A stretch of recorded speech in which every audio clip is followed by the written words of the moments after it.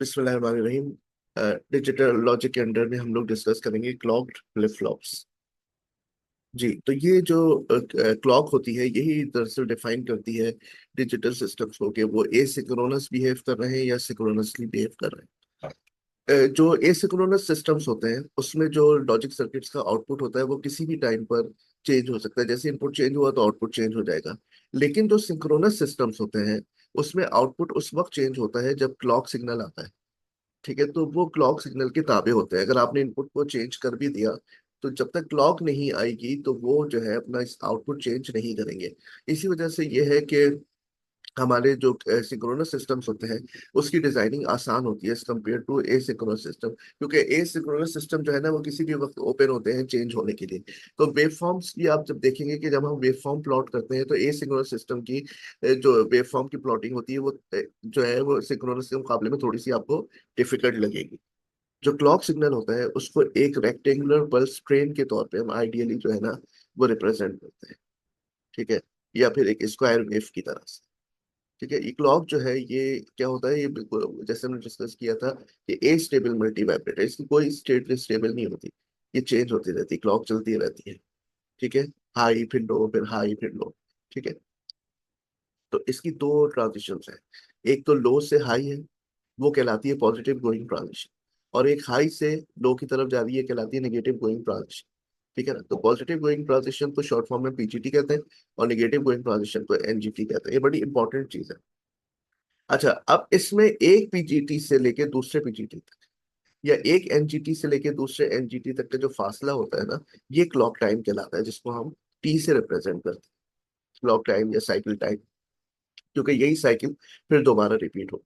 तो देखिए, ये एक एनजीटी से दूसरे एनजीटी तक का फासला या एक पीजीटी से दूसरे पीजीटी तक का जो फासला है, इसको हम क्लॉक टाइम कहते हैं।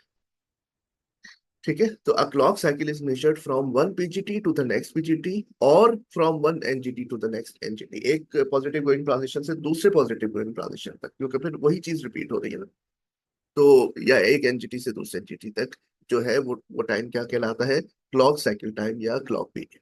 मिसाल के तौर पे अगर एक क्लॉक टाइम जो है वो आपके पास है 1 मिली सेकेंड का, 1 मिली सेकेंड का, तो इसका मतलब है कि एक सेकंड के आप 1000 हिस्से कर, एक सेकंड के कितने हिस्से कर देंगे आप, 1000 हिस्से। तो 1 मिली सेकंड बनेगा। 1 मिली सेकंड का मतलब है 10 की पावर -3, उसको हम मिली कहते हैं। तो 1 मिली सेकंड का मतलब है एक सेकंड का 1000वां हिस्सा। तो आप बताइए कि अगर एक साइकिल का टाइम एक सेकंड का 1000वां हिस्सा है तो इसका मतलब है एक सेकंड में ऐसी कितनी साइकिल्स गुजर जाएंगी हमारे सिस्टम में, एक सेकंड में कितनी ऐसी साइकिल दाखिल हो सकती है, 1000।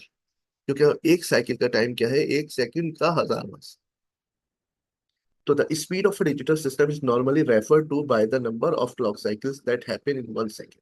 तो इसी वजह से जो डिजिटल सिस्टम की स्पीड है उसको हम कैसे मेजर करते हैं कि भाई एक सेकंड में कितनी साइकिल्स आ गई, हमारे पास कितनी साइकिल्स डिजिटल सिस्टम में अपीयर हुई। इसी को हम फ्रीक्वेंसी कहते हैं। और एक एक जो ये फ्रीक्वेंसी का जो यूनिट है ना वो है हर्ट्स। फ्रीक्वेंसी का यूनिट जो है वो है हर्ट्स। और 1 हर्ट्स का मतलब होता है 1 साइकिल पर सेकंड। ठीक है ना, तो 1 किलो हर्ट्ज का मतलब क्या होगा कि 1000 साइकिल्स पर सेकेंड। अच्छा, जैसे मैंने आपसे कहा था कि हम फ्लिप फ्लॉप को देख के कैसे पता लगाएंगे, तो ये देखें, ये सिंबल है। इस सिंबल का मतलब है कि ये जो क्लॉक है ना इस फ्लिप फ्लॉप पे जो अपीयर हो रही है वो क्या है, एज ट्रिगर्ड है। एज ट्रिगर्ड यानी जैसे क्लॉक की एज आएगी ना, अब एज कौन सी, या तो पॉजिटिव या निगेटिव। तो जहां पर बबल होगा वहां पर होगी एनजीटी पे तब्दीली। यानी जब निगेटिव गोइंग ट्रांजिशन आएगी तो ये इनपुट्स जो है ये आउटपुट पे अपना असर डालेंगे। और इसका मतलब है कि जब पॉजिटिव गोइंग ट्रांजिशन होगी तो ये इनपुट्स आउटपुट पे अपना असर डालेंगे। देखिए, लिखा है clock is activated by a PGT, positive going transition. Clock is activated by an NGT, negative going transition. So clock flip-flops have a clock input that is typically labeled CLK, CK और CP।